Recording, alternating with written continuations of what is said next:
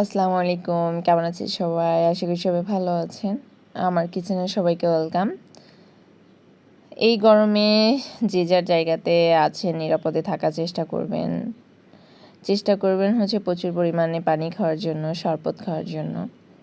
কারণ এই গরমে প্রচুর মানুষ অসুস্থ হচ্ছেন। যাই হোক, আমি এখন রান্না করব হচ্ছে ভুনা খিচুড়ি। আমার বরের অনেক পছন্দের। আবদার করেছে কোরবানি গরুর গোশত দিয়ে হচ্ছে ভুনা খিচুড়ি খাবে। এখন আবদার করলে তো আবদারটা রাখাটা আমার হচ্ছে দায়িত্ব। তো এর জন্য রান্নাটা শুরু করছি। জানি না কেমন হবে। তো রান্নাটা প্রায় হচ্ছে শেষের দিকে। যারা আমার সাথে যুক্ত হয়েছেন, আমার পুরো ভিডিও দেখছেন, অবশ্যই লাইক কমেন্ট শেয়ার করে আমার পাশেই থাকবেন। সাবস্ক্রাইব করতে ভুলবেন না।